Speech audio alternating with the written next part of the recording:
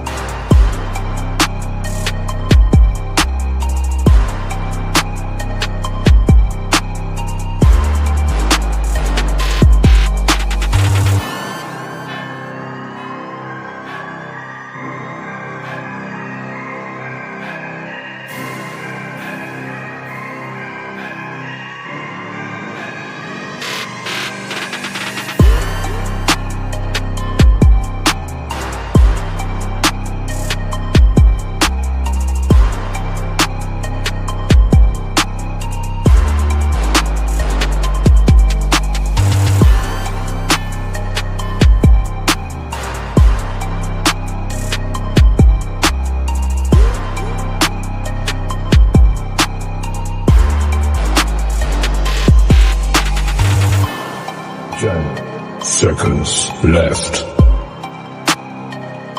5, 4, 3, 2, 1.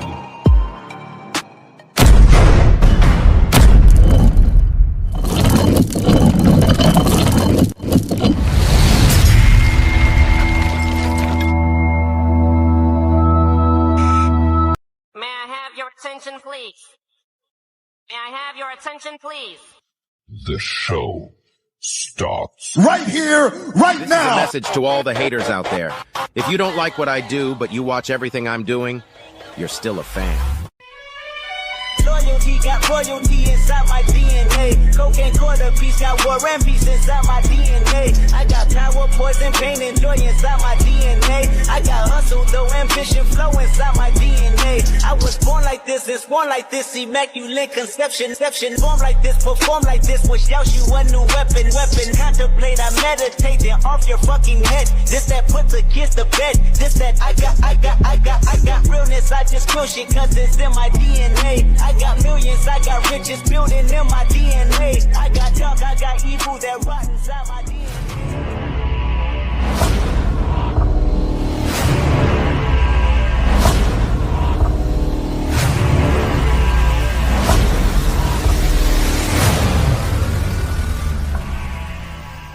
What's going on, everybody? This is your main man, Knoxville, and you're tuned in to Hog HQ. Woo! Pig Sue! Wee! Go Hogs! Well, boys and girls, welcome back to another episode of Hog HQ Live, brought to you by the Hog Talk Podcast. Once again, you know the motto as we start the show, tell a friend to tell a friend. Like, subscribe, and share. Well, of course, we're on all platforms. Check out the YouTube, become a subscriber, hit the bell, hit the notification button. So anytime we go live, you are aware and you know exactly when we're on, so you can enjoy this Razorback content. But before we get started, let me introduce the guys. Okay, I start on this side today. Good. All right, this is Hart right here, the gentleman that's close, to the screen there, and that's Adam. That's Adam over there, right? And I'm DP, and I'm your host for the night. Look, we're gonna go ahead and lock it in. This is a great show to be having tonight because, of course, we're going to talk about the Tennessee game and the first game of Bob Petrino as the interim head coach and how we felt about that, of course. Got a couple things we're going to talk about. Got some coaching openings, a coaching opening, and what that could mean for Arkansas. Also got some Hog news towards the end of the show, so make sure you stay locked in for that in regards to a coaching search. So stay tapped into that. Of course, we'll cover SEC scores, and then we'll get into a little bit of banter. Y'all make sure to tap into the comments so we can make sure to hear how you feel about what was going on and just your correct thoughts. So like I said, at some point, we're going to touch into this coaching thing and how we feel. And I'm sure everybody's going to have different thoughts and ideas. But this is what we're here for, just to break it down and talk about it. With that being said, let's go ahead and pay some bills early so we can get locked in. Fall Saturdays, Yeah. college football, fall Sundays, NFL. And with FanDuel, you can bet both like a pro. Whether you're stacking a same-game parlay on Arkansas or sweating a last-minute field goal in the NFL, FanDuel puts the power in your hands with live odds, quick bets, and easy cash outs. New customers even score bonus bets just for signing up. So if you bleed Cardinal red and ride with your favorite NFL squad, make every down count. FanDuel, make every moment more. Have to make sure to tap in on the big screen real quick because you got to hit the like button. I was looking at who hit the like button, and of course, it's Adam Hall. All right, Billy Carter. Yeah, shout out to Billy Carter for tapping in as well. Hey, but you got to hit the like button. Like I said, that's what promotes the channel, keeps everything moving, and gets this program in front of more eyes, so that you guys can be aware of what's going on. Before we get started this evening, if you look right above this right here, all right, your logo here. So this right here, we are looking for new sponsorship. So once again, if you have a small or large business that you would like to get promoted on this show, please tap in with either one of us via Facebook. Yeah. Stay tuned. Stay locked in.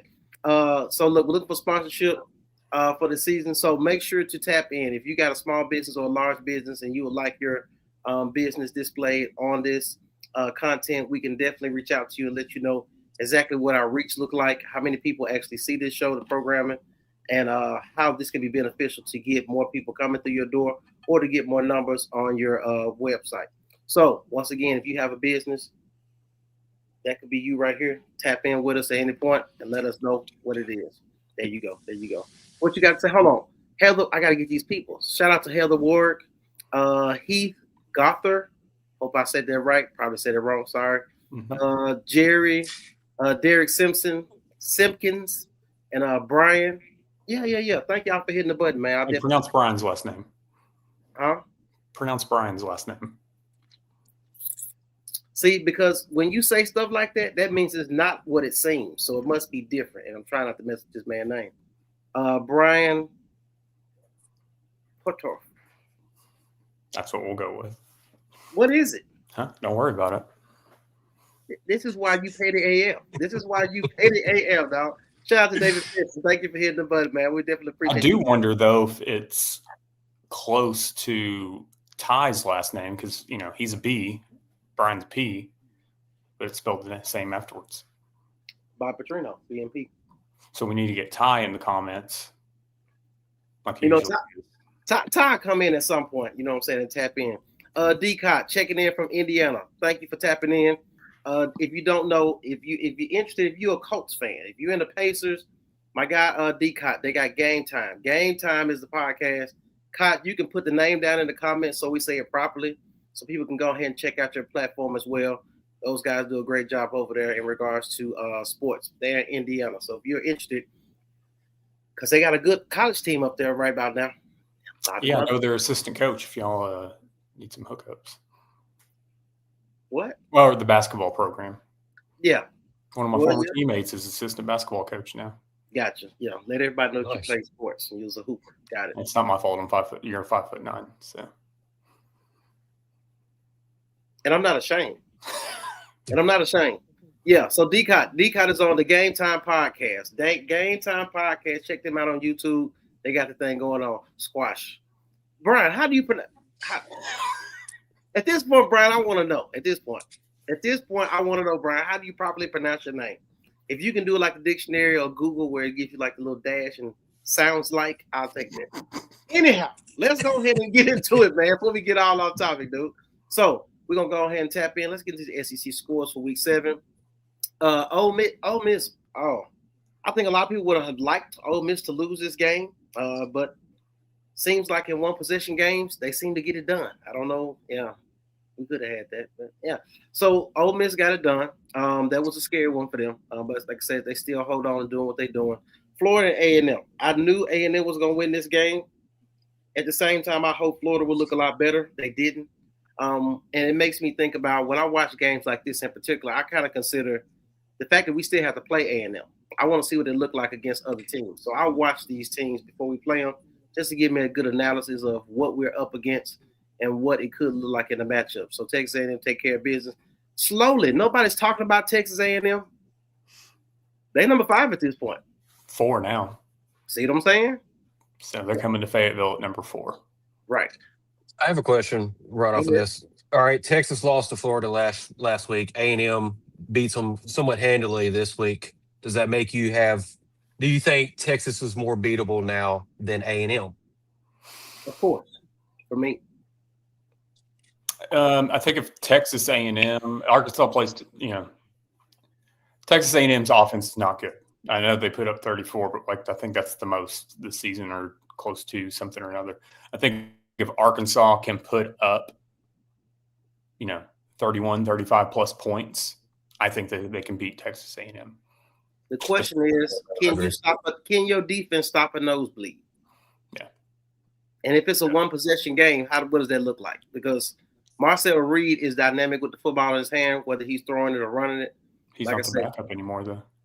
Yeah, he's not. I mean, it's film on him. That's where Arkansas struggles with backup quarterbacks. This is true. Oh, you mean the dude who squatted 400 pounds? Memphis? Gotcha. Oh, yeah, that guy. That carried the far 8 yards or whatever it was. Moving on. All right. So we got Texas and OU. What's the name of this rivalry? Adam Kidd, what's the name of this rivalry? This game, this weekend?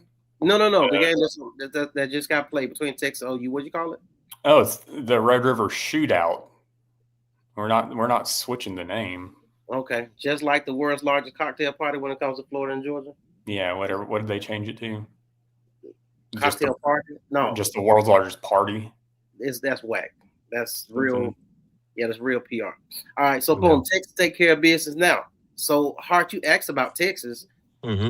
I've been watching OU and OU look nice. Now, even when Hawkins came in there last week, they played nobody state.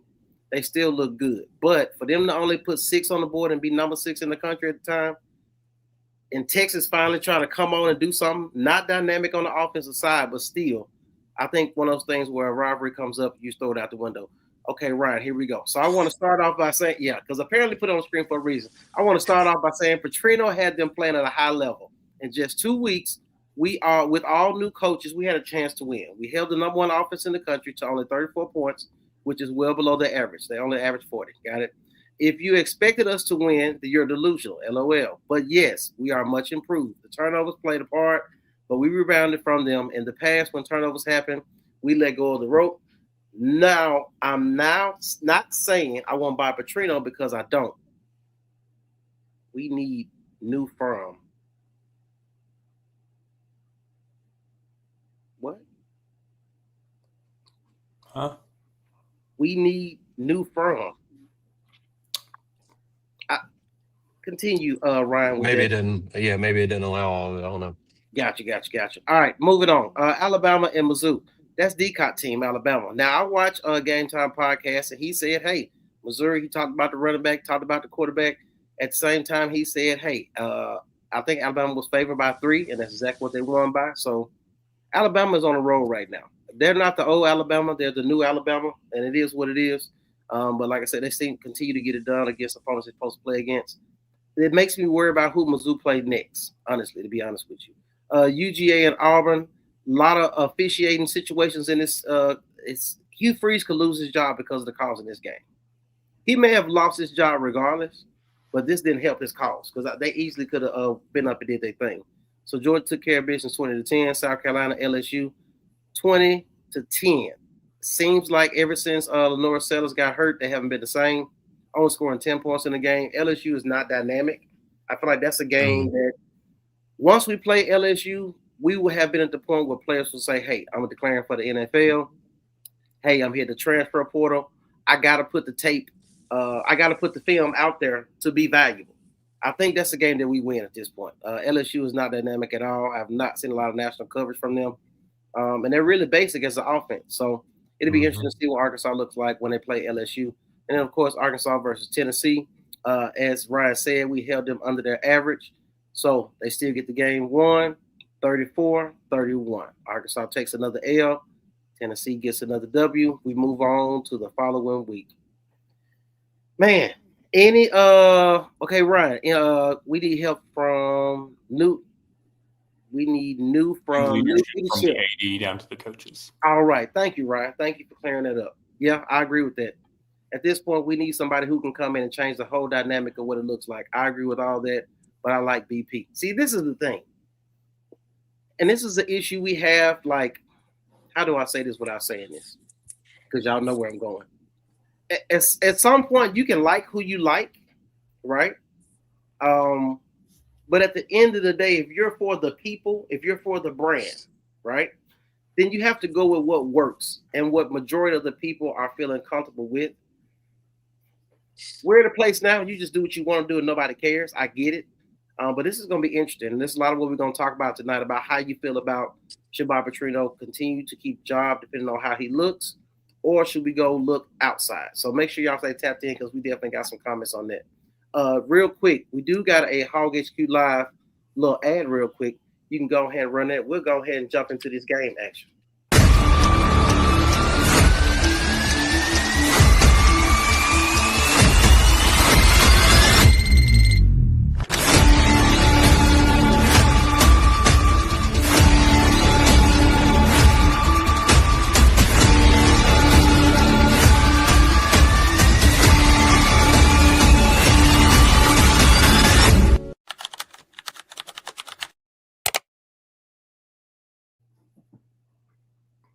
Yeah, we know. Are we back?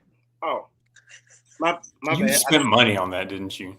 Actually, it was a gift. It was a gift. Got it in Mexico. Bala, bala, bla, bamba. We're leading the AFC North. Is that racist? Probably not. That's a great song, by the way. As long as people keep going to Cinco de Mayo, but all of a sudden you want people to... Gotcha. We're going to leave it where it's at. All right, moving on. What you say? But I digress, right? Look, let's go ahead and get into it. Before we get into... No, let's get into that part first. Let's go ahead and talk about Arkansas and Tennessee.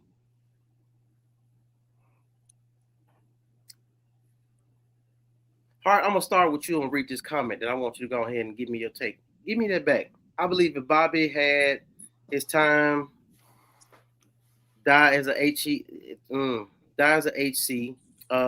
he could have Arkansas top contender in the SEC. This team looked totally different from 2 weeks ago. Brian said it's cultural appropriate. Yeah, you know. Oh man, love it. I mean, do we? Hey, just... no, whoa! I'm sorry. No, get it. No, pull it up. Hey, wrong one.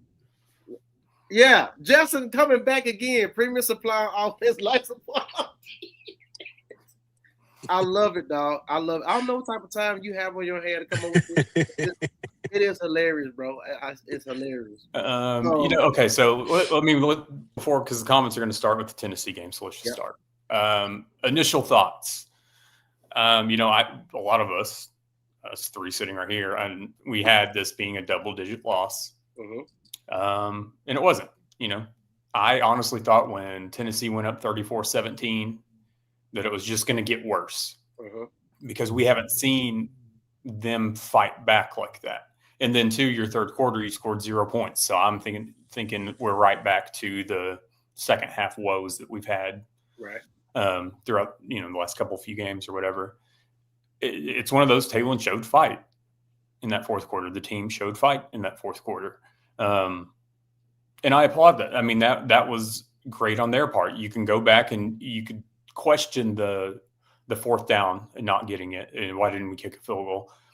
I think if a lot of us were put in that same situation, you might go for it too, because it would have been a complete momentum change.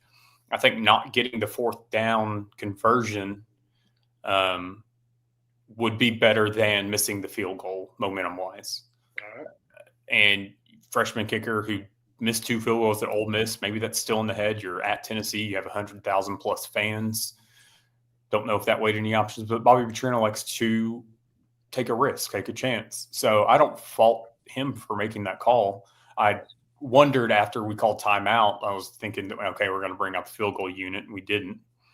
But I think you have to look at other things. You have to look at the 3 lost fumbles. There were blatant holds on wide receivers, Tennessee defense and Arkansas offense that weren't called. So there's a number of things that could have happened, didn't go in our favor. Defensively, we still gave up almost 500 yards. Now, granted, you kept Tennessee, like 17 points under their average. Right. So that game could have gotten out of hand. I applaud the effort. This team didn't look like teams that we've recently seen the last few weeks for Arkansas. So there's hope there, at least for the rest of the season, in my eyes. All right. What you got?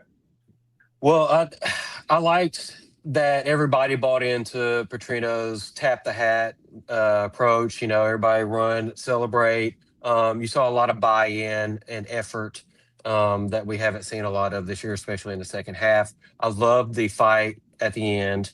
Maybe not necessarily after the game, but if y'all didn't see that.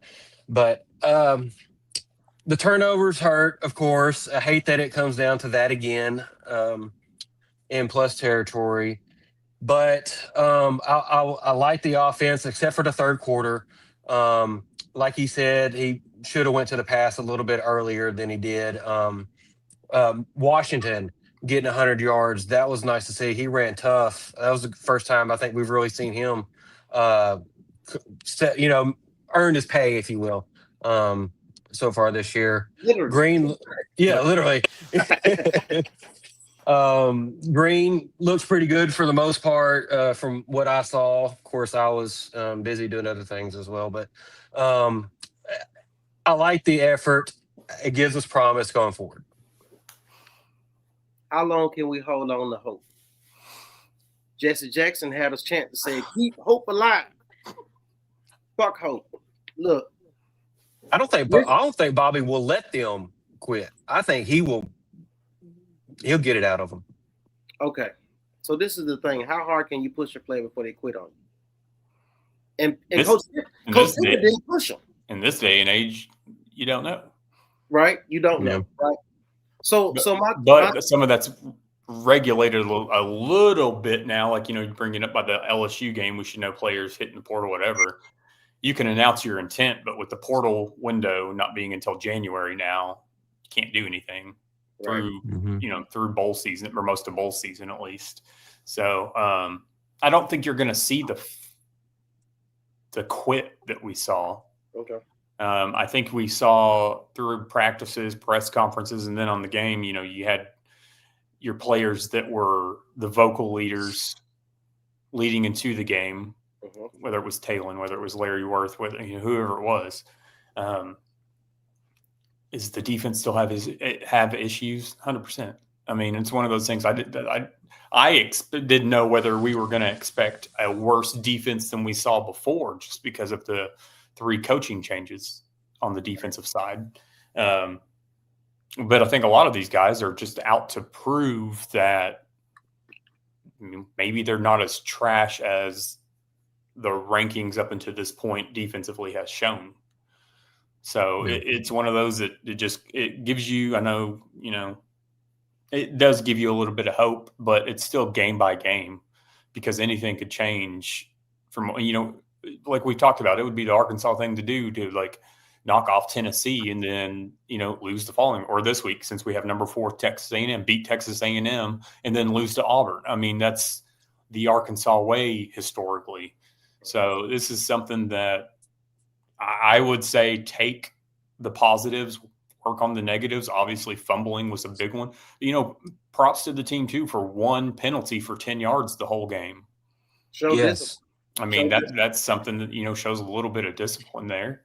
So I think that they have to take the positives and build off of it. I got to get this again. When Bobby put them glasses on, I knew then this motherfucker finna be on the ref ass. Mm-hmm.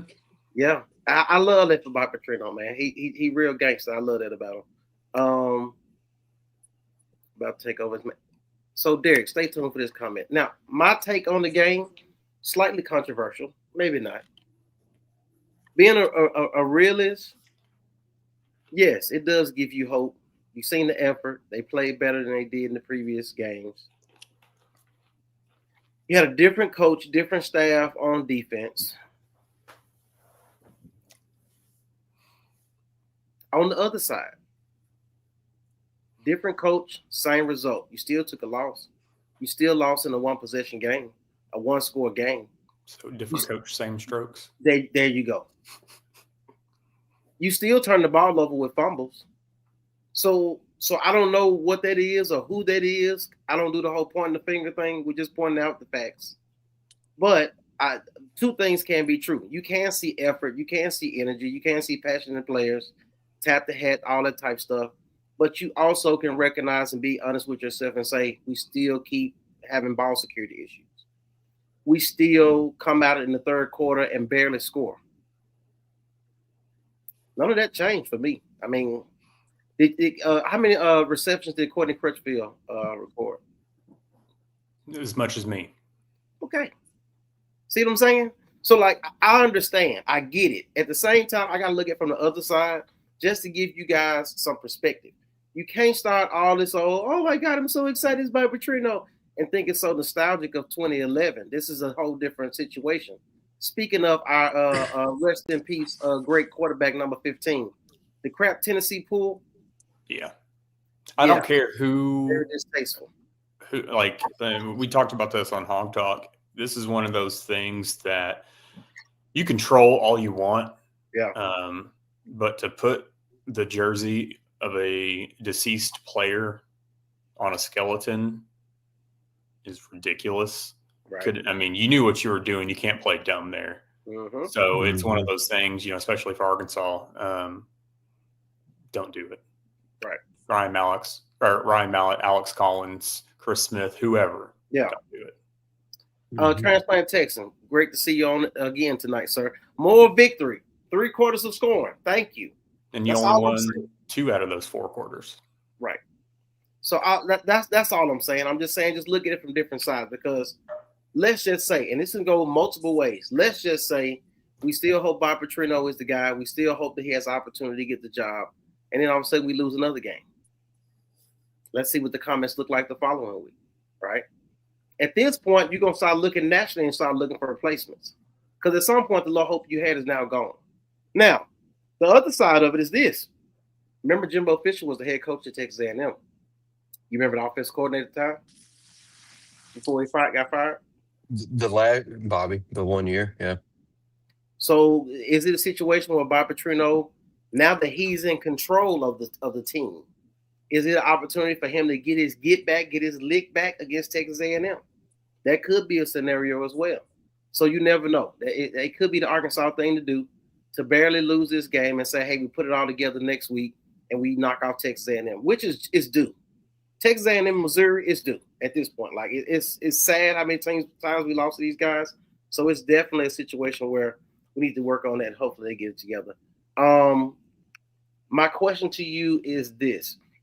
Looking at how the game was played, looking at some of the mistakes, the mishaps, and looking at some of the things that we felt good about. You talk about Washington run the ball. You had Rohan Gaines, tight ends involved. Rohan Gaines plays safety, and now he's coaching somewhere. Thank you, sir. Illinois? Yeah. Somewhere, maybe. Somewhere, yeah. Another former player not coaching Arkansas, absolutely. But you seen the tight ends get involved. At this particular point, it makes me wonder, is there something to be said about Washington and Russell as far as carries are concerned? Or is it the fact that he fumbled and that's why he got less carries? I think it's one of those that I'm not going to say trust Washington more, but he has put more on Washington being the workhorse compared to two. I think that typically, or what we saw yesterday, was something that we've seen from Bobby Petrino dating back to when he was here the first time, dating back to his time at Louisville, is he abandons the run.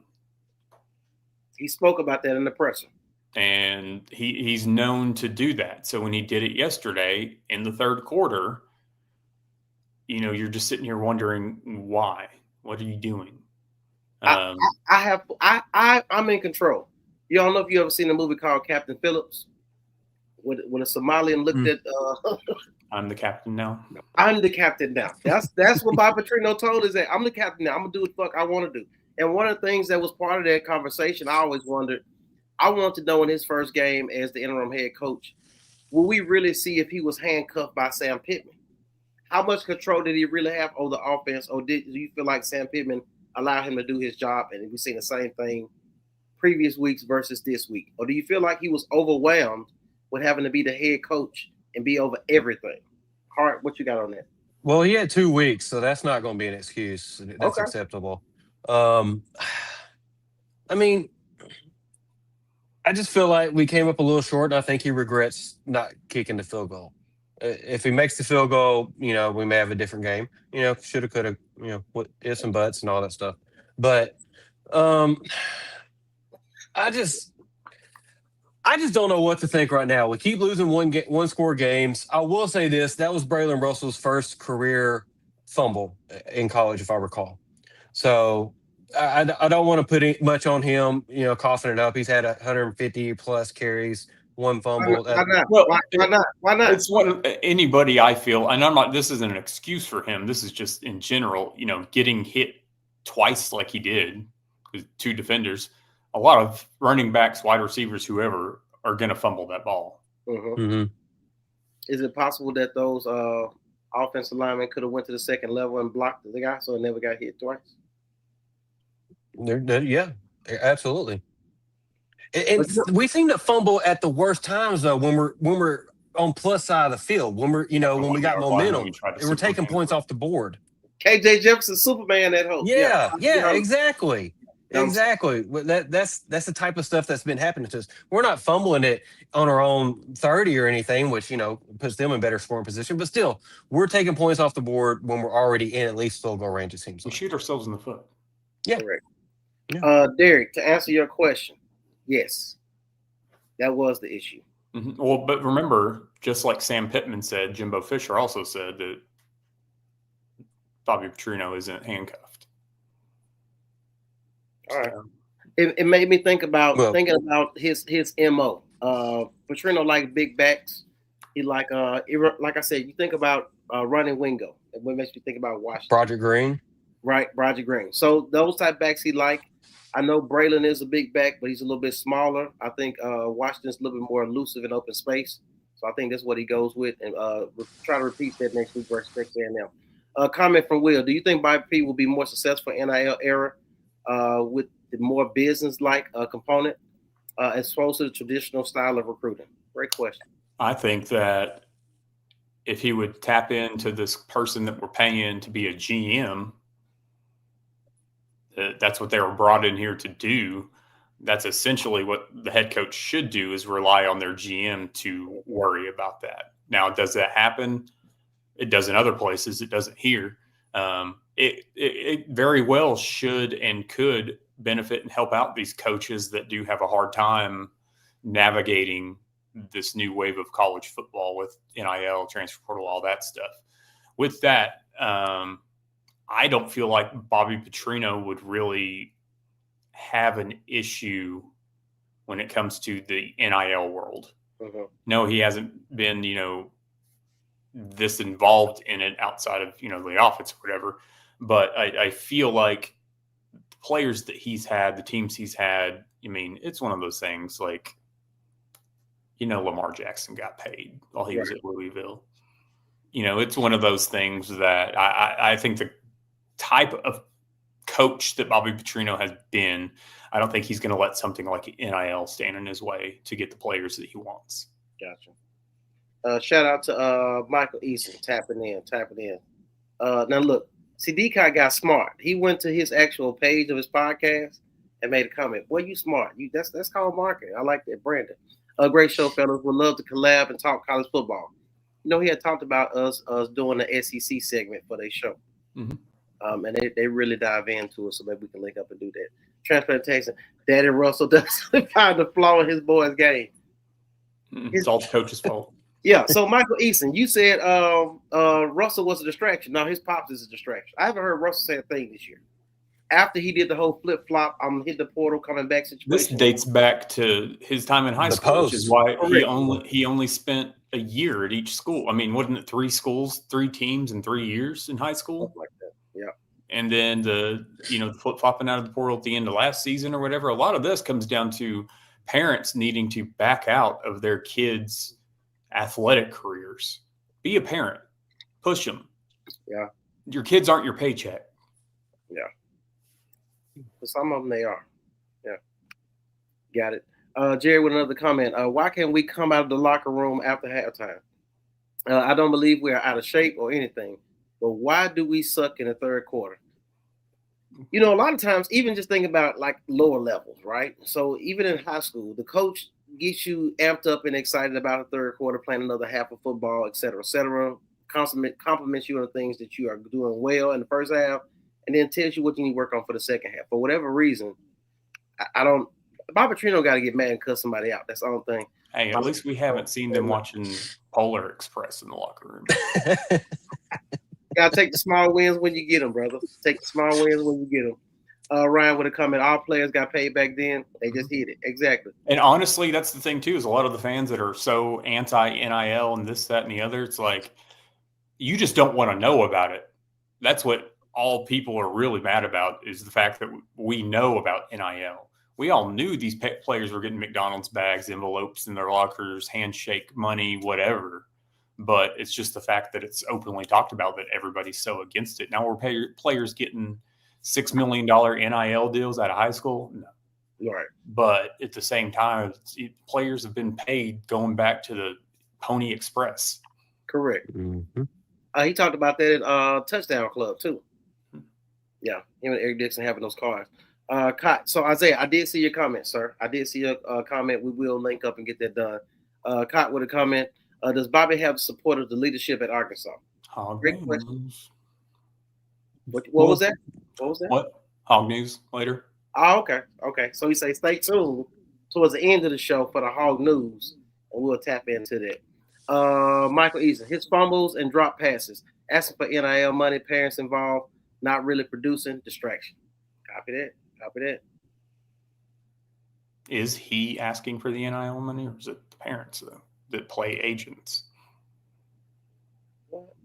Well, we know who in Braylon's case, because our group was the example made public around Arkansas. At the end of the day, I mean, he's the one that has to agree or disagree to things. So it's one of those that, we're talking this much at length about his fumble, and we haven't even touched on Taylor Green fumbling twice. Actually, 3 times, lost 2. So, it's one of those which hurt worse. Gotcha. And once again, when it comes to the NFL draft, this is the difference between NFL quarterbacks and college quarterbacks. Like some people are just good college quarterbacks. So that whole we haven't heard Heisman and Taylor Green tied together in a long time. It is what it is. My wife is watching. Shout out to my wife. So son-in-law, which game we going to? I don't know. So maybe that's my mother-in-law watching from my wife's account. I don't know. What game do we want to go to? We have some games in mind. I got to figure out if we beat Texas A&M, if it's worth going to a game at this particular point. That's probably a good fair. gauge. Yeah. I mean, unless you want to go to an away game. I've been going to away games since 2020? Yeah. For me to go to Fayetteville, it has to be the whoop-de-doo. It has to be a big deal. So I don't know. Daddy Russell, daddy. Hey, but you know what? UCLA's won their last 2 games. So maybe Arkansas can do that after this situation. Kenny Davis with a comment. With the upcoming schedule, A&M, Texas, Auburn, Missouri, and our defense and their defenses, will we win another game other than maybe Mississippi State? Shit, Mississippi State is not even promised at this point. Right. Mississippi State look good. It's one of those that I had Auburn and Mississippi State as wins. Mm-hmm. With the way they played yesterday and dependent on what we see Saturday, I could still look at those games as being wins. Mm-hmm. But it's one of those things that those are also games that we could shit the bed. Correct. Auburn is Jekyll and Hyde, just like we've been. Correct. So, that Mississippi State game is very well going to come down to a shootout. Facts. So, Texas, same thing, struggling like they did, then beating OU 23-6. It's one of those you don't know with some of these teams what team you're going to get. Going to Texas, DKR is a hard place to play. So it's one of those things that I'm not too sure about. Got you. Are those games in order as far as the schedule? No. Okay, so it's A&M, Auburn, Texas, then Missouri. Hey, I've got to look at my chart. Texas, I think it's Texas, LSU, Mississippi State, Missouri. I think that's the way it goes. So honestly, just heart of hearts, if we seen what we seen in this last game, but we see them work on those mistakes, I see us finally getting over the hump in A&M. I see us being the reason why Hugh Freeze loses his job at Auburn.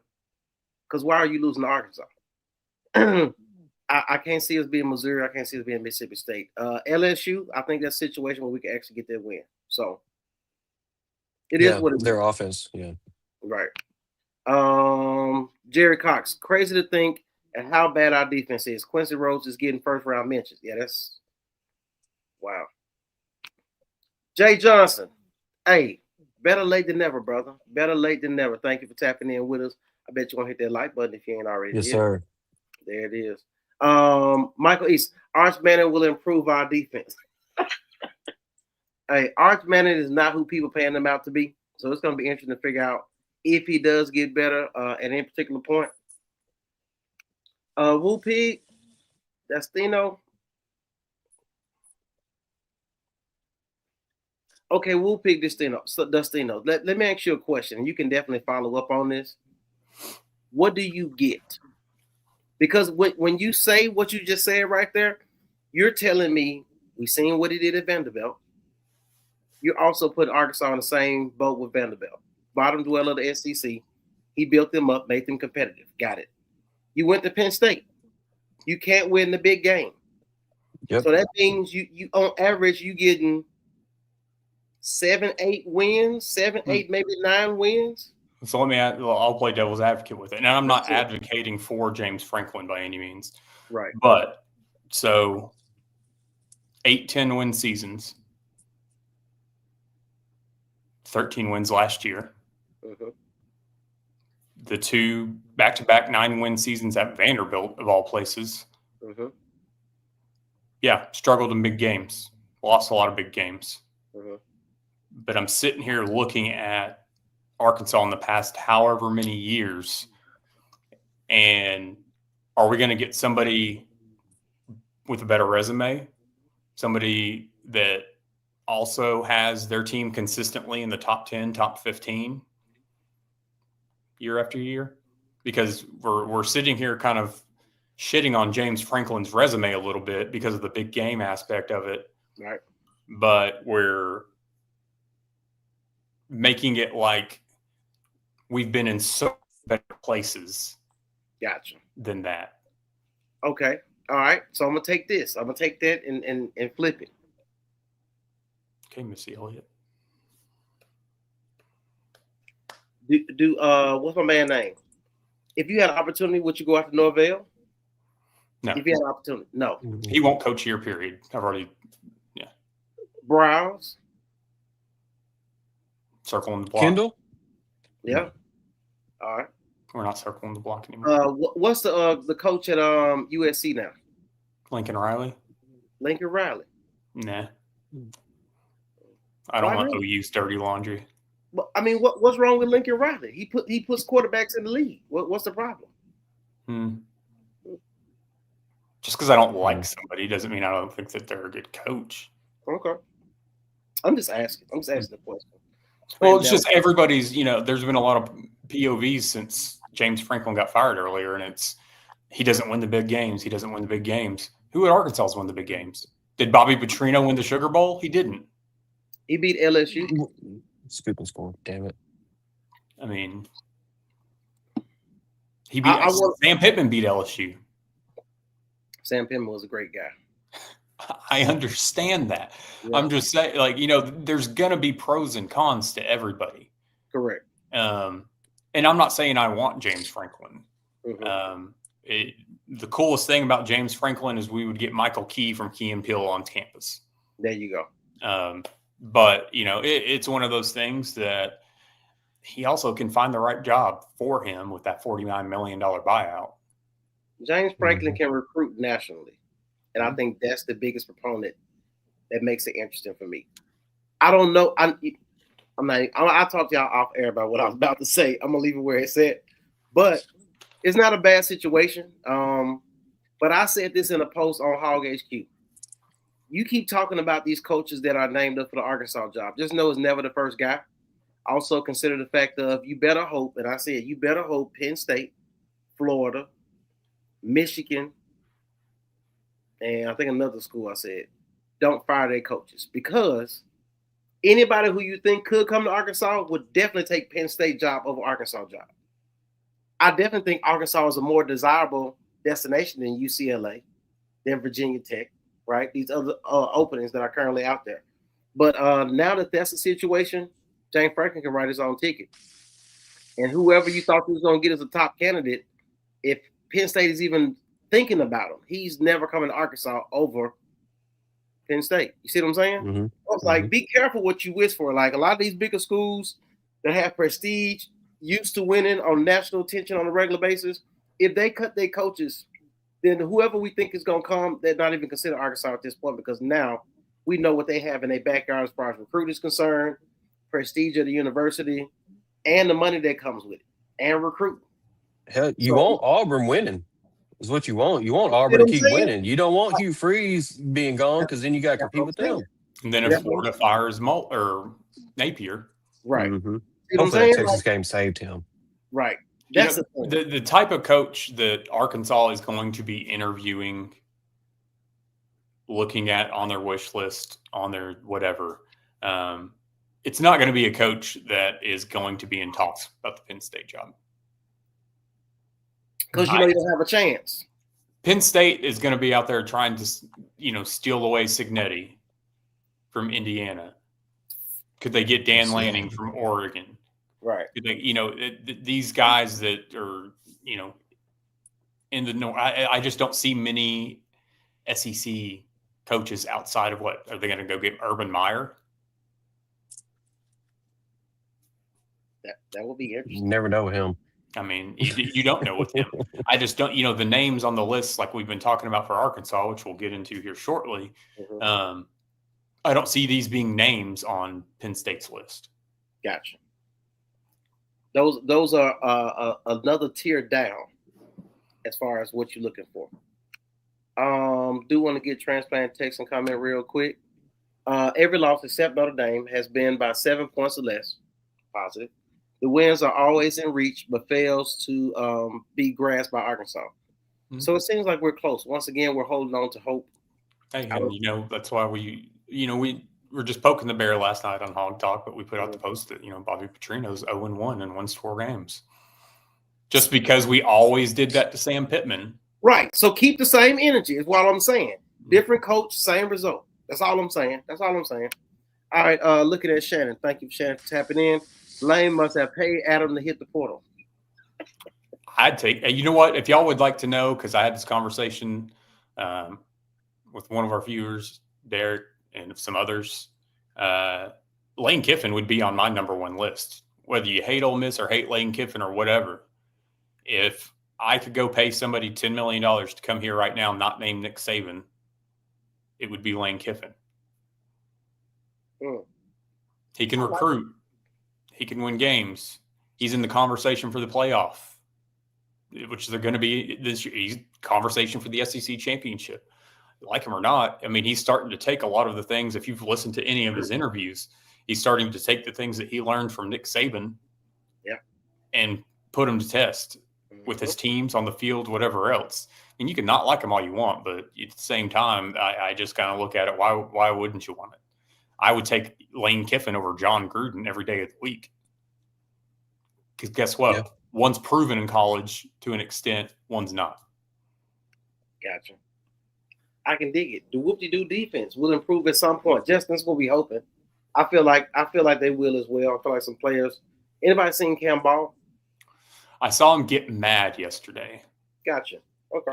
And that little squirmish. At the end? No, not at the very end. I forget what part of the game it was, but the fans for Tennessee really wanted like a roughing the passer or something, and it wasn't. And one of the Tennessee offensive linemen shoved Cam Ball, and then Cam Ball, like, they had to separate him. And it was like, that's the most fire I've seen out of Cam Ball all season. Crazy. Comment from Jay Johnson checking us out on Facebook. I didn't see anything that made me say this is a different team. Another 1-point loss, or one-score loss, as you can say. The defense is completely lost. The turnover bug bit the shit out of us, too. Yeah. See, I mean, two things can be true. Like, you can't be mad and say, you guys are back in Bobby. I get it. I mean, I get it. Derek said, how many top 25 wins, though? I guess he was talking about your boy. It is what it is.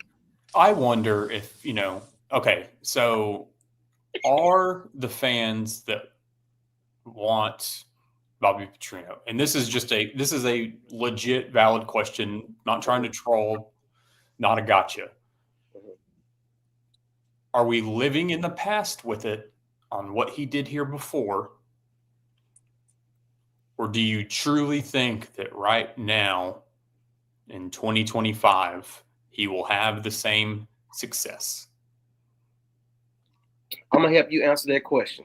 And it has nothing to do with sports. We live in a country where we look at things in the past and we tend to think, hey, that was a great time for me. It was great in that era. Let's go back to it. So the people it does not affect or do not benefit from that sector of life, then they may not understand or they may not like it. I get it. At the same time, I agree with what you're putting down. It's convenient. Like I said last week, we settling the week before. Like we settling to take Bob Petrino. Now, if he gets it done and sweeps the board and shows promise, I'm with it. But like I said, this is a situation where, as my guy Harris would say, let it play out. Just let it play out. We're gonna take it week by week. We're all gonna have potentially different opinions next week. Correct. Win or loss, we definitely gonna have different opinions. Petrino couldn't beat Bama and LSU. But we still love those years. Okay, that's true. Michael, why would Franklin, with their resume, want the Arkansas job? It's a valid question. It's a valid question. Lincoln Riley has whoop-de-doo defenses. Sound like Bob Petrino did too. Yeah. And he ran from the SEC. Because Oklahoma was headed to the SEC. He was like, nah, I'm out. Peace. Yeah, I'm out. But I have an easier chance to get it out here. Yeah, and then they pulled a switcheroo and the Pac-12 dissolved, and then he got stuck in the Big Ten. Gotcha. Bielema will beat Ole Miss and LSU. I thought Illinois was going to win this week. I just thought. Well, I mean, Petrino beat LSU too, but I feel like there was some reverse psychology in your. You got talked into your some of your picks this week. I should have stuck with Ohio State for sure. I should have stuck with Ohio State and Bama for sure. Yeah, you did let us talk you into it. yeah. Y'all full of shit. Anything to try to knock me off the top, you know what I'm saying? But we're going to see what to do. I haven't even looked at it and see what we did in NFL so far. I agree with what is being said before. The coach won't matter much without 100-year check giving in the NIL money. So, and that's the thing. I think him not having a say in this coaching search, which I think is still holding true from what we've gathered and been told. It's one of those that whoever is decided upon will be, agreed upon by board of trustees, et cetera, to allow hopefully NIL. So no matter what coach comes in, they should have NIL access. Ryan, Jesse Mentor, head coach. Where is he at? I'm not familiar. So Ryan, let me know. Coordinator for the Chargers.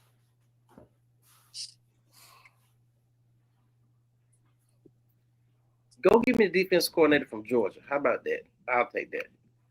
Adam, the big game is Texas and the Liberty Bowl. Come on now. Touche. Yeah, touche. Jay Johnson, Franklin is better than Petrino 1.0. All right, gotcha. He did almost lose to Franklin when Franklin was at Vanderbilt. It took a 99-yard fumble recovery for a touchdown to beat him. Juju Pope, who I know that we had, he transferred out. He was a running back / linebacker, balling out in JUCO. Arkansas should have done everything to keep him. Number 9 JUCO prospect. Gotcha. Jay Johnson, DP was about to say exactly why Franklin won't get hired. See, I'm just saying, I don't even think the dude that's gonna get hired, we even heard his name yet. That's how far I feel like the next head coach that gets fired, you're going to see people throwing out, unless it's Billy Napier. No, please don't. Smile. Sure, John L. Smith is around somewhere. Hey, John L. Smith can come in with a gambling debt. There you go.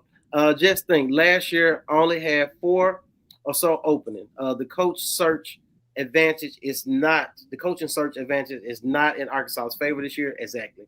Mediocrity tolerance has backfired 100-year checks face. Exactly. Which is why he won't make the decision. I'm telling you, you better hope these bigger universities do not fire their coach. It just get worse for Arkansas at this point. I promise you. Rod with a comment. Penn State going for the big dogs. No doubt about it. They're going to spend a bag for sure. Kenny with another comment. What's y'all thoughts on Alex? Golish. Yep. Hart, what you got on that? He's down. He's down on the list.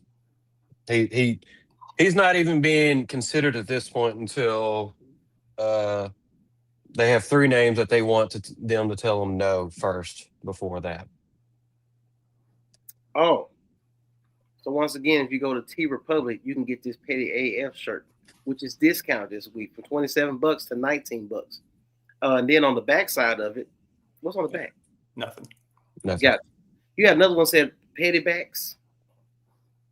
There you go. Yeah, go ahead and get the shirts, man.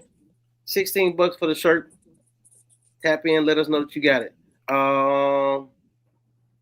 Where's that Hog HQ shirt? Yeah, pull that one up. Jamie Chadwell. I heard this name before. Hey, the one to the left is fire. I don't care what you say. Yeah. Love it. That's what I wore yesterday. Oh, yeah, I seen you when you was doing the 7-hour podcast. Yeah.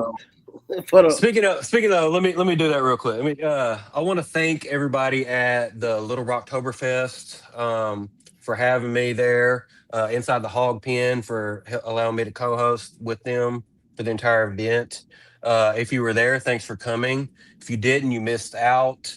It's a sampling competition, because somebody does win out of home breweries, and they give you all types of different meads and ciders and types there. But it's about 3 hours of drinking beer, good time with sports and a DJ. It was in the Argenta Plaza in North Little Rock. It was a part of Dogtown Days. There was almost 1,500 people there. This was the 20th year, and they made almost $19,000 for charity. So if you're interested next year, come out in October, and definitely want to thank them for having us there, and come out next year. So basically what you told me was you guys had a great time. It was a lot of people, and you got drunk. Yeah. What Denzel say? I got drunk in excess. October 11th, 12th, and 13th. I was Gotcha. Yeah, Jay, just write the dang check. Like, drop the bag. Like, at some point, it has to stop trying to, because you keep putting yourself in situations where you're paying former coaches, so you can't really drop that money that's needed to get the coach that you need that's been a proven winner. At some point, it has to stop. And like I said, if it takes the AD not being involved, just like we've seen in basketball, it took somebody outside of the program saying, look, this is my guy. I can make the call. I can write the check. I don't have an issue with it. And that's what may have to happen in football. So it is what it is. Brian, another comment. I just want us to try to go for big coaches. Yep. Don't just settle and say we can't get them. It is literally the AD's job to sell the program to coaches like that. 100%. I agree. Heath, I agreed. I'll take Kiffin, but I don't see him leaving Ole Miss unless it's Bama. I think that's what he's waiting on. Gotcha. Michael with a comment. Just build with what you already have in place. Everything else is a huge gamble. It's like recruiting in big states. We get leftovers and not the top players. Hiring coaches is the same. All right. But Michael, my thing is this. Why do we have to be in that sector of college football? Why can we not be the wow, look at them? Why can we not be those people? It's just like saying if I brought this up analogy before. When you go to prom, why can you not ask the prettiest girl to the prom? Like, just because you lame and scared to talk to people. I don't know. Are you telling us a memory? No, I've never had that issue, player. Never had the issue, player. Put that barcode on the screen real quick so we can let them know what that's about. I seen you put it up there. Let's let them know what that's about. Adam, I agree with you. We should have paid Lane the bank. No doubt about it. Yeah. But Hunter Yurchek said it was a gentleman's Agreement. Can't talk to anybody else. Hell no. That shit that's business. This is business, dude. All right, Adam, go ahead and talk to us about the barcode top left screen, please. It's just QR code. I know a lot of folks don't know how QR codes work. So if you just screenshot that and then it goes to your gallery, then you can just long press on it and it'll take you to the link to our YouTube page. Gotcha. And what should they do when they get to the YouTube page? Like, comment, subscribe, share, everything. And then also, while we're bringing that up, we have started, and it's not really a transition, it's just another page to get our stuff out there, but there's now the Hog HQ Live business page. Eventually, we'll be able to start streaming our shows directly to that like we do with Hog Talk. So we won't have to share from there or post the links. We'll also be putting our own clips up, our blooper clips that we have. I can go ahead and upload just, for the shits and giggles of it all. But also, eventually we want to grow that. We're creeping up on 23,000 members in Hog HQ itself. Hog Talk is about to eclipse 70,000, and I'd like to see Hog HQ's page get up to that same boat, if not more. Gotcha. So with that being said, all I heard was go on Facebook, type in Hog HQ Live. Mm-hmm. Hog HQ Live. Matter of fact, when you get time, you can pull up the group photo so they know which one they're looking at. And then just make sure to follow it. That's all you got to do. If you see Hog HQ, like it, follow it anywhere. There you go. I love how you think, sir. I love how you think. This is not a different team. The only people that think they are the ones that want Bobby as a head coach. Not wrong there, David. Sure. Not wrong there, David. Arkansas fans are like women. They can't let the past go. I'm sure that's one of them isms that goes out in like society in 2025, but I digress. All right. Michael, yes, we will. We have a top 10 offense. What was his job when he was hired under Pittman? To run the offense. No doubt about it. Derek, I want Petrino to do well this year. I'm okay if he doesn't get the job as long as we get a good coach in here. That's my thing. And I still don't know if Hunter Yurchek could be here in 2026. What Bobby do in the second go round at Louisville? And the Heisman winner quarterback. Mm-hmm. 10 wins, I think, one of those years, 10 or so. Gotcha.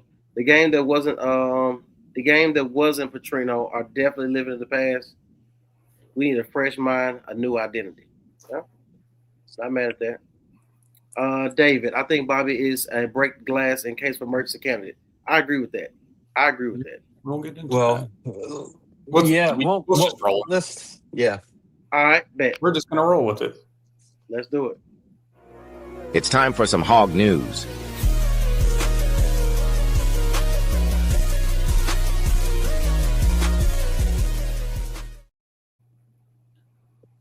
All right. So on the coaching front, we had basically a top 3 for the board of trustees, their list, and they're basically making them tell them no. And the number 1 person was, of course, the first person that we mentioned. So they're not going to get the job. That would be Rhett Lashley.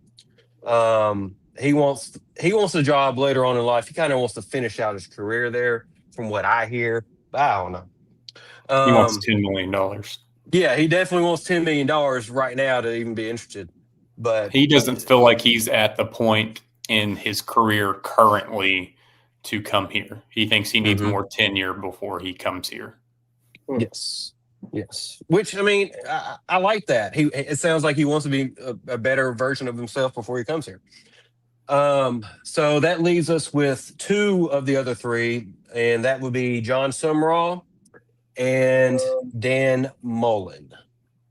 Dan Mullen has been pushing very, very hard, him and his agent, trying to get this job. And it sounds like the board of trustees are going to make all 3 of them basically tell us no for us to move on to other people. Now, they have been interviewing other people. I think it's more of due diligence and maybe helping the others along with their career to maybe get a head coaching job somewhere else. Those people will be, I think it's Caleb Moore, Kellen Moore's brother, and Colin Klein is supposed to be interviewing at some point soon. I've heard about them. Is he at K-State? He's A&M's offensive A&M, coordinator. A&M offensive coordinator. He was their quarterback when Arkansas beat him. Right. Mm-hmm. Years ago. Yeah. So I guess the question is now, between John Sumrall, Dan Mullen, and I guess we can say Bobby Petrino. With Bobby, he's going to need to win at least 3 games for them to really, maybe 4, for them to really consider him. But with the options, what are y'all thinking? I think that Bobby Petrino will get the serious consideration with 3 to 4 wins.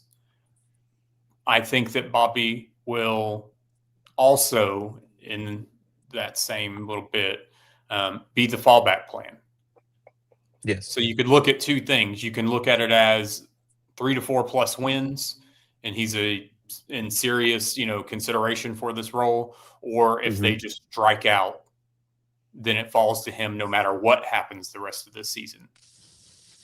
So, that's how I feel when we heard that about the, 3 plus wins for him to be considered for it. Dan Mullen, I've been a no on. I know some have argued with me about it in the comments about his record at Mississippi State and Florida. This is where I'm at with all of this and these coaches. So the way I look at it is, Petrino, it's a retirement check. With Dan Mullen, I feel like it would be a stepping stone. It's a stepping stone for him back into the SEC or back into a bigger program to get him out of UNLV. I'm tired of his contract. I'm tired of Arkansas being the stepping stone or whatever else, or being used to get more money from another school. Because we had already heard rumblings that that's essentially what Arizona State's coach was doing. Was he was interested, but it was just to get more money from Arizona State. Oh, you mean the Gus Malzahn move? The Lane Kiffin move. I mean, except he was in agreement here until Ole Miss gave him more money. Right. It's one of those things that Dan Mullen would come here, and then in 2 to 4, 5 years, he's going to be somewhere else. Gotcha. Bobby Petrino, we're going to be looking for another coach in 4 to 5 years because he's going to retire. John Sumrall, if he says no, okay. I would rather see a up-and-comer head coach for once if you're not going to get somebody that's established. I don't want to see a coordinator. I don't want to see a position coach. So interviewing Mizzou's offensive coordinator, potentially interviewing Colin Klein, A&M's offensive coordinator, I'm not about it. Because just like we've seen, I feel like you're going to hire one of these coordinators or position coach, and then you're going to go hire a former head coach to be a coordinator to help them out, and you just start muddying the waters, and I'm tired of it. Gotcha. So you go get an Alex Golesh. Go get somebody from a smaller school that's doing well. I mean, I'm off the G.J. Kinney boat at Texas State. It's just one of those things. I don't trust his judgment. He hired Chad Morris. So can't fuck with him. Essentially, it's one of those that I think it's going to be we're going to sit there and have these multiple conversations until we get to December. Correct. Yes. Keep tracking planes, if you will. Comment from Will real quick. Do you think Arkansas can back up all the smoke they talk regarding paying the new head coach and NIL? Great question. Well, I mean, if we want a big time coach, we're going to have to pay $9 or $10 million regardless of who it is. Which just makes sense. That's competitive rate. I mean, if you look at, they released the USA Today or whatever, Forbes, whoever released the top 25, highest paid college head coaches. I mean, Lane Kiffin's sitting at 10. It gets $9 million a year. So that's what you have to start looking at. And they were willing with Rhett Lashley to pay $8 to $9 million to come here. Right. So I think that's one of those things you're going to have to look at. Like, hey, if you're serious about this, that you want to get somebody, stop trying to go at a discounted rate. We've seen what happens. Blue light special. Yeah. Mm-hmm. We're past great value brand unless Walmart's backing up the truck to hire the coach. No, for sure. No, I'm with you on that one. You off your soapbox? You good? Yeah, I'm good. Gotcha. Moving on. Right. Will Summerall keep Coach by Petrino as the OC? This is what his point he just made. And this is the thing too with that. I think at that point, pride gets in the way. Bobby Petrino wouldn't. Right now he wants this job as head coach. So you pick somebody else. At that point, he's paid his dues. He's came back to help. He's mended those fences. He's been accepted by most. He's been not accepted by some that still harbor 2012, 2011, and what happened. But at the same time, I think Bobby Petrino, why would he stay here at that point? Right. I mean, I think it would be too much to ask him to do. It's like it's like at your job when they be like, look, we want you to step down, but we need you to train the person that's going to take your job. Like, are you fucking kidding me? Who you think you talking to? If I put in my notice, I'll train that person. Yeah. Gotcha. Yeah, for sure. If I'm leaving, for sure. I'm gonna give you all the games. So you can be either way it go, you won't be me. Yeah. I try to make it to when I go to a place of employment, you gotta hire 2 people to replace me. That's the impact I try to make, no lie, for talk. Mm-hmm. Jonathan, why would it be bad if we're a stepping stone as long as we leave it better than they found it? Didn't Sam Pittman do that? Because regardless of what you say, it's better than it was when Chad Morris left. Am I wrong? No. I guess my thing is I would like somebody that's going to be here more than 3 to 4 years, and then we're back in the same boat. Yeah. Because if that's the case, you're not going to get lightning's not going to strike twice each time this happens. Mm-hmm. So you hire a home run that's using us as a stepping stone, and then in 3 years they go to a bigger job. How do you know that next person that you bring in is going to have the same success? I don't want to keep repeating this cycle every 2 to 4 years. Yeah, I mean, it's like it sounds kind of like the way I'm taking it is they want us to be the Arkansas State of the SEC when they had all Gus, Q, all of them going through there. Now, that's too much turnover. You want to build something. You want to build the program back. Transplant Texan. Dan Mullen was the flavor of last week. Frank is the flavor for this week, yeah. Who will be the flavor next week? Who Florida play? Who Florida play? Who does Auburn play? That would be the question you have to ask. And does Michigan play somebody they're supposed to lose to? Let's see. It's supposed to beat. It's supposed to beat. Because with all the sanctions that came out and the NCAA and all that foolishness that Harbaugh left for Buddy that took over at Michigan, he gonna mess around and get himself fired. You're not gonna beat Ohio State. We know that. So next week, Florida plays Mississippi State at home. Who else did you say? Auburn? Yep. Auburn plays they play Mizzou at home. And then who's after that? Why are you on them? I'm just they're at Arkansas after that. And then they play Bama? Then they play Kentucky. Then they play Vanderbilt. Then they play Mercer. Then they play Bama's their last game. Yeah, it's always the last game. Gotcha. All right. Just trying to see when Hugh Freeze gonna get fired. That's all. Sound like you're saying that's a win. I'm saying that Michigan like has Washington this weekend. Who? Washington. Who you say? What school plays Washington? Michigan. That's hard to even. You said something about Michigan's the only reason I looked. No. I'm not making that. I'm trying to put it together because I'm trying to figure out what Washington looked like and can they beat Michigan. Not the same since DeBoer's in Alabama. This is true. If we want an up and coming legend, needs to be convinced. Money. Need that money. Dollar bill, y'all. Bobby swallowed. Wait a minute. His pride. Right. Wait a minute. He got so tough at the touchdown club. No doubt about it. I think he when he came back, he wanted an opportunity to just say that he was sorry for the mistakes of the situation that occurred when he was in charge. So I think we live in a country where you can forgive people depending on what they look like. Moving on, said it. David Pearson. To be fair, Dan Mullen was at Mississippi State for 9 years. And if you want to be honest, David, and you're not wrong here, we are Mississippi State of old. We are Vanderbilt of old at this moment. We are that school. Mm-hmm. I mean, and two, you got to think Dan Mullen's agents are pushing for this too because UNLV doesn't have the funds for the second year of his salary. So yeah. Mm-hmm. Because are they going to be pushing for a return to Florida once Billy Napier gets fired? Because they know they fired him before he should have been. Yeah. And they regret it. They had some horrible coaches after dude left. We've been a stepping stone since Nut left. Look where we at. That's the problem with it. Not wrong at all, sir. Justin, we got to get JB Hunt, Walmart, Tyson to bring their fleets with the money. Go pay and get the man. You got to make Arkansas the job. Yeah, I'm with it. Shannon, so what's a 100-year check future here? Hart, you got something on that? Well, I know his contract ends in December of 27, I think it is, but I don't know if he makes it that long.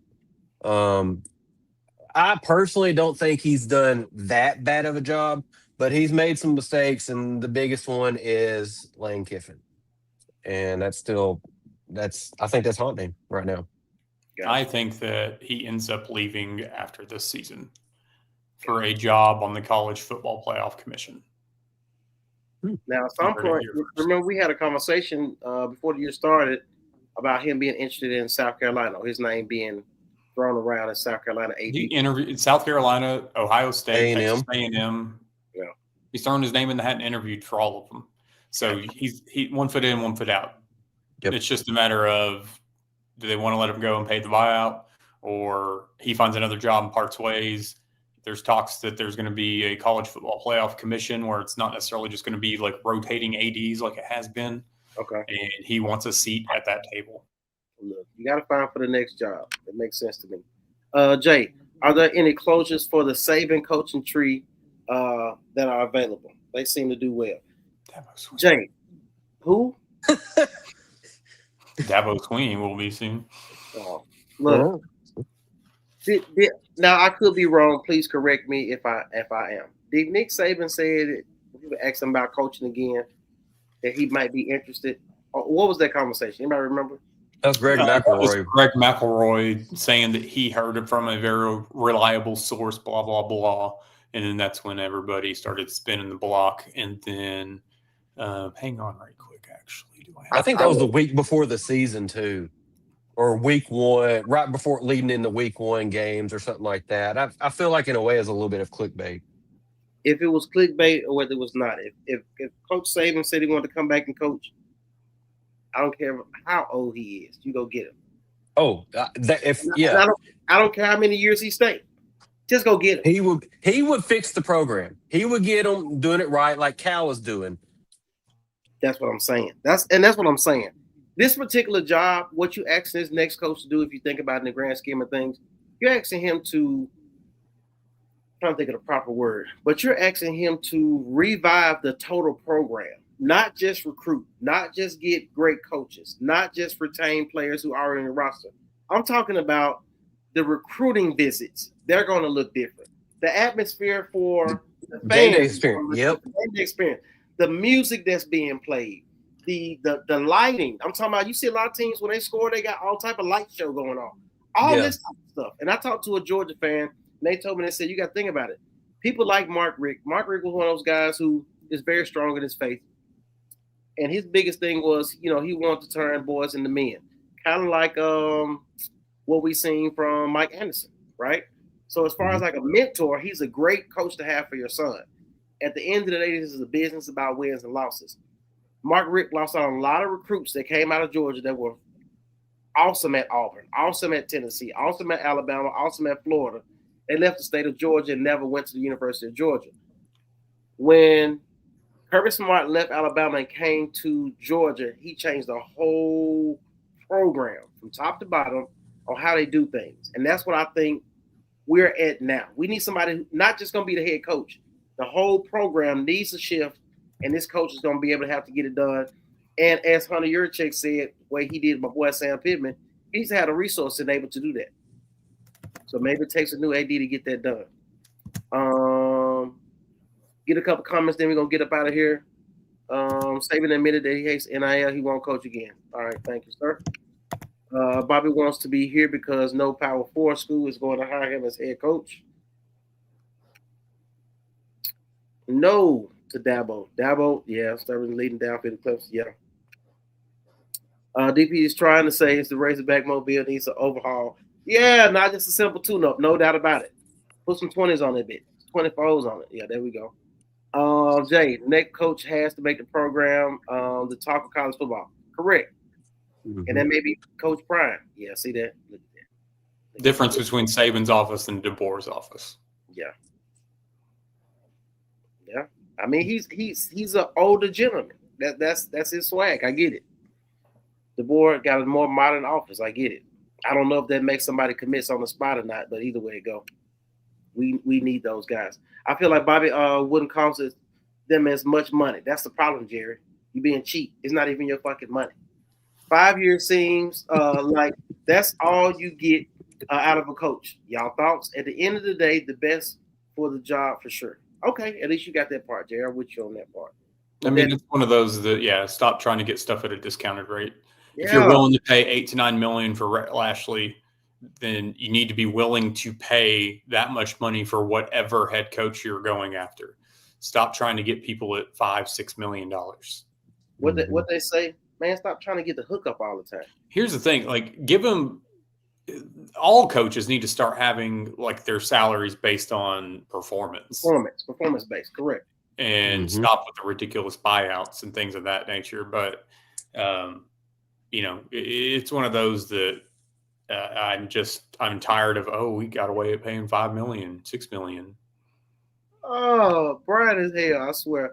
Saban needs to do a Pimp My Ride type show with college football. Oh man, that's wild. I feel like Nick Saban needs to do a John Gruden style show, like how John Gruden has a quarterback camp. Nick Saban needs to have a coaching camp. Just to sit there and watch him critique these coaches to their face. And you know what I think? I think that's a great idea, one. And two, I think you should be the executive producer for it. Yeah, ESPN, if you do this in like a year, I'm going to right. You still mine or ours. There you go. Just go get Herman Boone at this damn point. Yeah, hey man, look, at this point. But Arkansas. They say they ain't got money. All you ever hear from them. Yeah, they say they ain't got the money. It is what it is. Look, we're about to get ready to get up out of here. Yeah, money's not the problem. It's the fact that the people writing the checks, they're going to bring in here who they want. And that's the way it should be. It seems to be, I wouldn't say proven, but it seems to be a great opportunity in basketball, which shows me that it can be done at the University of Arkansas in football. Make it happen. Like I said, whoever it is who's writing the checks, this is my guy. I can make the phone call, make the connection. Let's make it happen. Let's offer him what he needs to be successful, because you didn't get it to Sam Pittman. When Hunter Yurchek said that, it kind of pissed me off, to be honest with you. To say Sam Pittman didn't have all the resources. But you kept bringing them back year after year, and it is what it is. Moving on. With that being said, we're going to get ready to get up out of here. Is there anything we're missing before we get going, guys? Nothing I can think of. That's what LSU did for Notre Dame. Just took the coach. Mm-hmm. Oh, you good. You can keep playing it. We out of here. Are you sure?